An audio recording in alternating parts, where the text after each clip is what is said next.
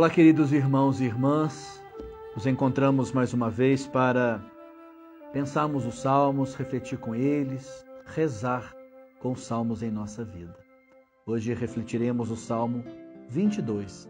Então você pode tomar a sua Bíblia, nós vamos rezar, contemplar, proclamar os salmos. Antes nós vamos pedir, então, a luz do Espírito Santo sobre nós, para que nos ajude a compreender, a vivenciar em nossa vida, a ser testemunho disso que o Salmo hoje nos diz e nos ensina.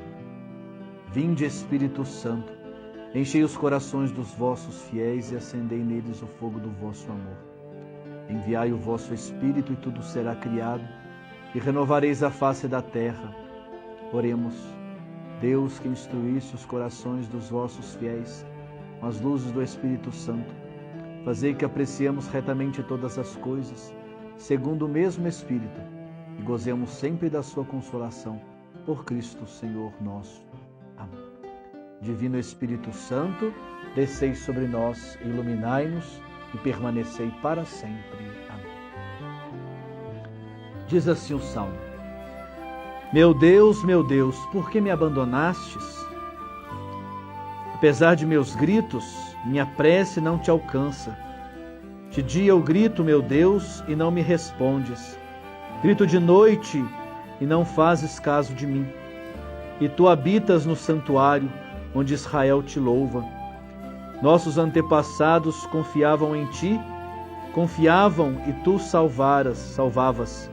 Gritavam a ti e ficavam livres. Confiavam em ti e não se desapontaram.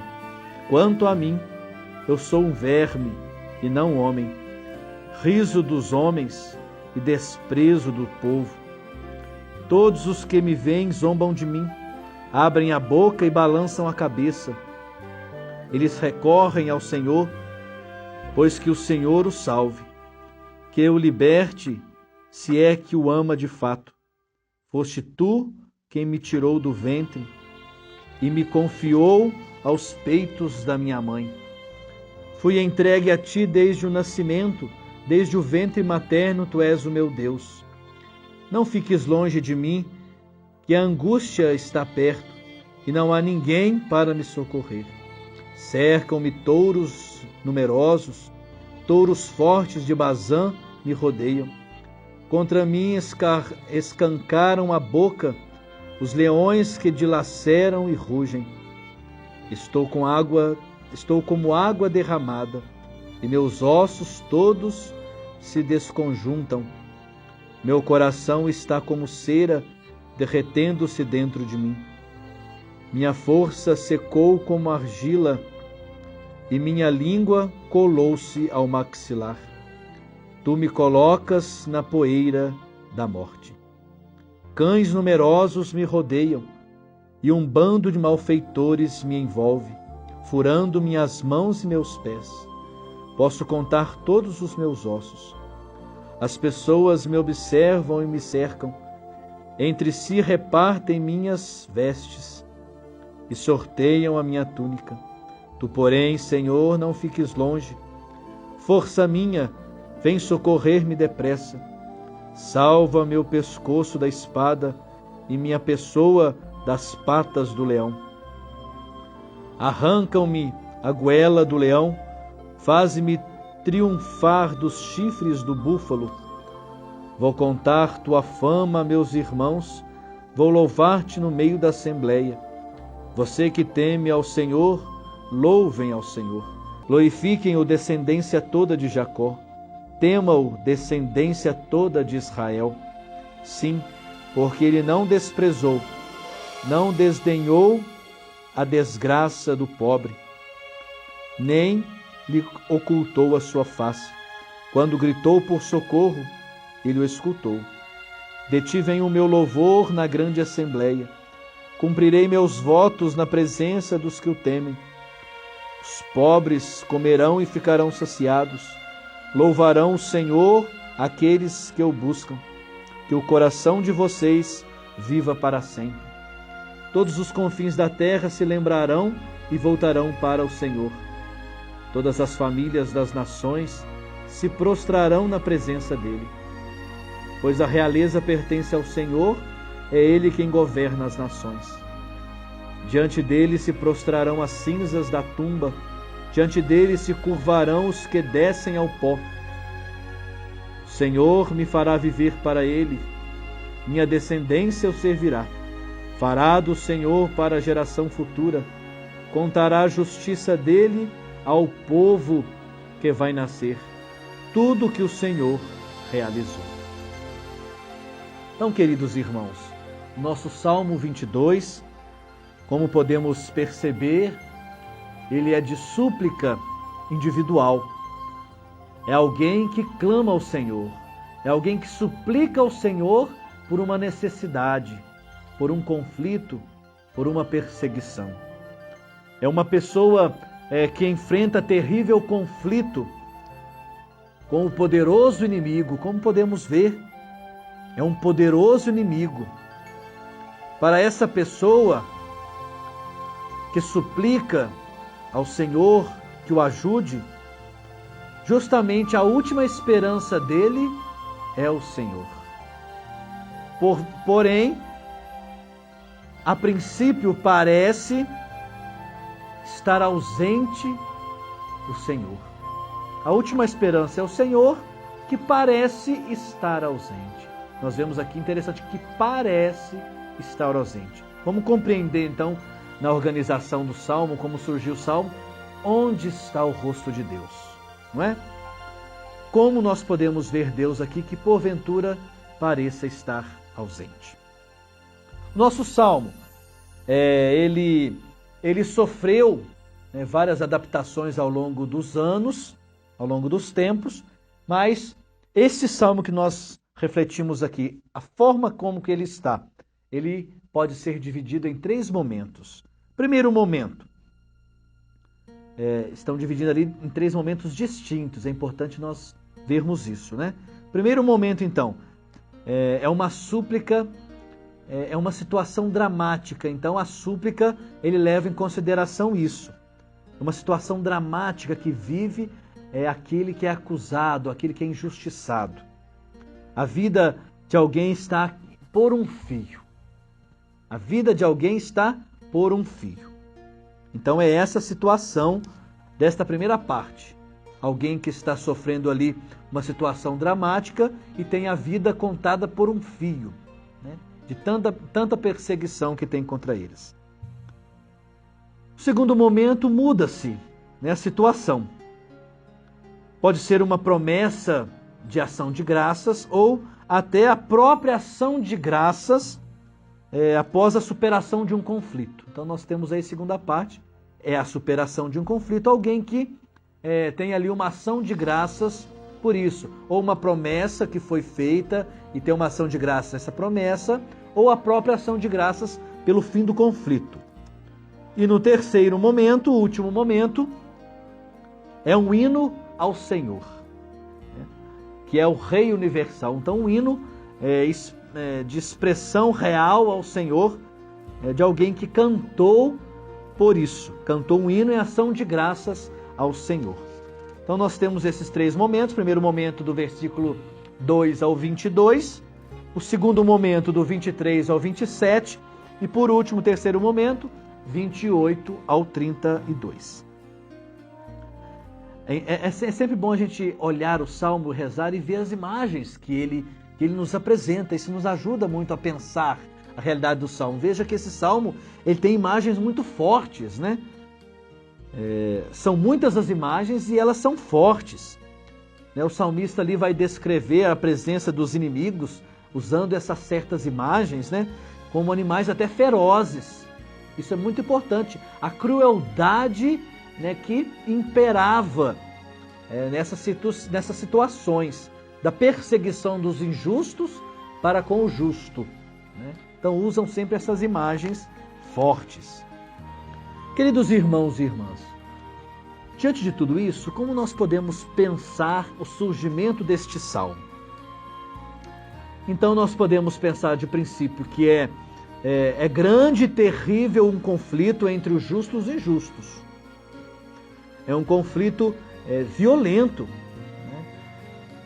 É conflitiva tudo isso. Então podemos pensar numa sociedade desigual, onde alguém luta por algo bom, pela justiça, e temos aqueles que rugem como um leão, de forma feroz, né, e quer acabar a todo custo com essas pessoas, pensando somente em si mesmo. É um grupo de injustos que querem a todo custo acabar com aquele que quer o bem, para que os seus interesses venham à tona, né, e ganham até em cima disso. Como é a situação do salmista então aqui? O Salmo nos diz que considera-se como abandonado por Deus. É uma situação assim, muito complicada, né? Até de forma a ser menosprezada, porque aquele a quem ele confia, que é o próprio Senhor, pode estar ausente. Então, como o Salmo se vê, como o salmista se vê, primeiro, considera-se como abandonado por Deus, grita dia e noite, mas Deus não dá atenção. Isso está nos versículos do Salmo. A gente pode até, ao lermos, a gente vai compreendendo isso. Ele se vê como um verme, quer dizer, desprezado, algo ruim. Os homens riem dele, é desprezado pelo povo, sente-se zombado, mas agora tem a impressão de que Deus está muito longe. Está na sua situação limite. Quer dizer, sente-se cercado pelos inimigos. Ao ser cercado, ele está no seu limite, não tem mais o que fazer. Está à porta da morte, vai dizer o salmista, né? Suas mãos e pés estão sendo perfurados, roupas sorteadas entre os adversários, né? Que tristeza! É como se tivesse uma espada no pescoço, a ponto de ser degolado, ou as patas do cão para ser devorado. Está na goela do leão, ou nos chifres do búfalo, no limite ali a ser morto. É socialmente um pobre, por isso é desprezado. Ele é companheiro dos pobres, não precisa de atenção, né? Vamos exterminar logo para que a nossa vontade, os nossos interesses sejam colocados em primeiro lugar. Imagens fortes, né? Olha só, na goela do leão, na pata do cão, no chifre do búfalo, né? A espada no pescoço, a gente vai imaginando essas cenas cruéis, né? Fortes, violentas, na qual surgiu esse salmo. Então é um conflito muito forte, uma sociedade muito desigual. O coração do fiel é como cera que se derrete, né? O coração vai se derretendo. O justo sente-se como morto. E ainda torna mais cruel e violenta essa situação. Ele tem suas vestes arrancadas, né? Ele foi estraçalhado. As vestes ali que dá dignidade, foi arrancado. Então, como é triste ver essas cenas, né? Golpeado mesmo, na verdade. Mas, queridos irmãos, onde está o rosto de Deus, então, diante de tanta maldade, de tanta injustiça, crueldade? Não podemos ver o rosto de Deus ali. Há uma relação muito íntima, né, muito pessoal, entre o justo e o Senhor, entre Deus, né? A ponto de o justo chamar ele de meu Deus. Então, primeiro aí está uma certa intimidade. Quando a gente chama de meu Deus, né? Meu Senhor, a gente está dando uma certa tonalidade de intimidade, né? De confiança, de entrega, é meu. Então eu tenho uma intimidade, eu posso falar com ele a partir disso. Todavia, né, o justo tem a sensação de que o Senhor esteja ausente, omisso, na verdade, desse conflito que ele vivia. Ele apela para as memórias do passado. Isso aqui é muito importante olharmos isso, né? Os antepassados conviviam com o Senhor e eram libertados. Nossa, o que aconteceu ali para isso, lembrando o passado, né? Sobretudo ali do Egito, né, os hebreus que clamavam ao Senhor, né, o Senhor ouviu o seu clamor e desceu para libertar o povo do Egito. Né? Então o salmista faz memória disso, que os antepassados clamaram e foram libertados. A imagem mais bela aqui de Deus neste salmo é que Deus ouve sim o clamor do pobre, do injustiçado, e o liberta. No final nós podemos ver que eles cantaram um hino de louvor ao Senhor por isso, por ter ouvido eles e ter libertado. Então é um Deus que liberta, que está próximo. Pode parecer a princípio que Deus não ouve, que Deus está longe, distante, mas Ele está ali ouvindo. Qual é o lugar de Deus? Onde está Deus? Deus está com a gente no conflito. Nós estamos aí vivendo um tempo difícil. Esses dias eu fazia a reflexão na Santa Missa. Onde está Deus? Quando teve a guerra, onde estava Deus? Deus estava sendo degolado com o seu povo. Estava sendo fuzilado com o seu povo. Na barragem de Mariana, de Brumadinho, onde estava Deus? Deus estava soterrado com o seu povo. Onde está Deus hoje nessa pandemia? Deus está lá no quarto de hospital com os seus doentes. Eu estive doente e foste me visitar. Ele está com as famílias enlutadas. Deus está, queridos irmãos, conosco. Porém, muitas vezes nosso coração se fecha a isso, e a gente não consegue perceber a sua presença. Nossos ouvidos estão fechados, nós conseguimos ouvir a sua voz. Nós não conseguimos proferir clamores a Deus, porque nosso coração se fechou de tanta mágoa, de medo, de angústia. Nós não percebemos onde está Deus. Mas tenha confiança e tenha firmeza disso, como o Salmo de hoje expressa para nós. Ele está conosco, do nosso lado, sofrendo conosco as nossas dores. Está no meio do seu povo. De acordo, queridos irmãos, com Marcos e Mateus, os evangelistas, Jesus rezou esse salmo na cruz. E onde estava Deus, estava na cruz, com seu Filho. O Pai e o Espírito Santo estavam na cruz com seu Filho. E ele rezou esse salmo. O justo inocente que clama confiante. E qual é a resposta de Deus? A resposta de Deus é a ressurreição. A resposta de Deus é com a ressurreição. É oportuno lembrarmos aqui dos clamores de Jesus. E Jesus ouviu e atendeu. Ao longo de toda a sua vida, ele ouviu e atendeu os clamores do povo. Ele, portanto, é a resposta de Deus que ouve os clamores e liberta. Jesus é a resposta de Deus. Como podemos ver essas falas na figura do próprio Jesus na cruz? Vou só lembrar aqui algumas frases de Jesus na cruz. Primeira fala de Jesus na cruz é o primeiro versículo, segundo versículo desse salmo, na verdade. Meu Deus, por que me abandonaste? Eli, Eli, lama sabachthani. Jesus gritou isso no alto da cruz. Meu Deus, por que me abandonaste? Ele gritou isso ao meio-dia, pendente do madeiro. Outras frases que nós podemos linkar aqui com o Evangelho.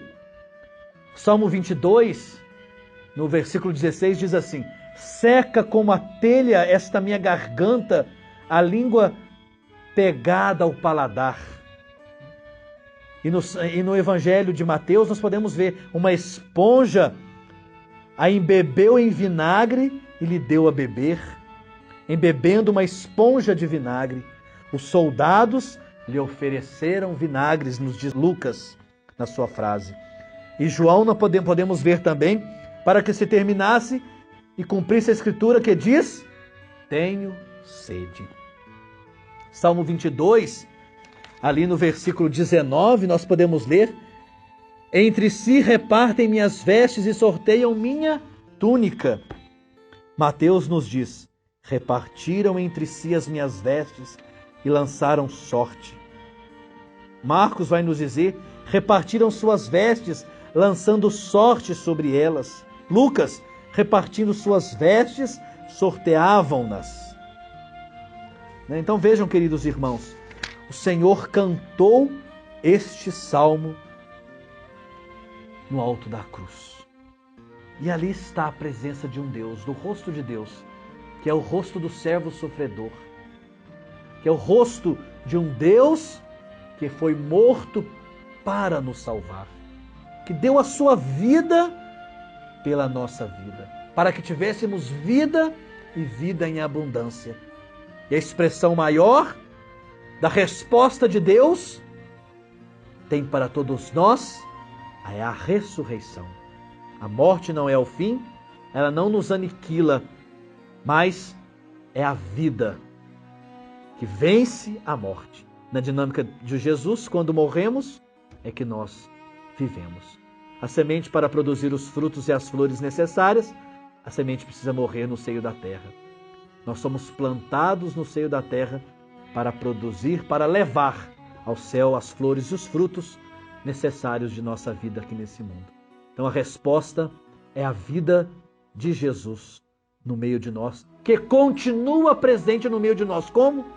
Na Eucaristia, nos dando a beber e nos dando a comer do pão salutar, do pão de vida, do pão descido do céu, que é vida, que o próprio Jesus, que nós podemos comer da sua carne e do seu sangue. Grande abraço a todos, fiquem com Deus, que o Senhor nos abençoe hoje e sempre. Em nome do Pai, do Filho e do Espírito Santo. Amém.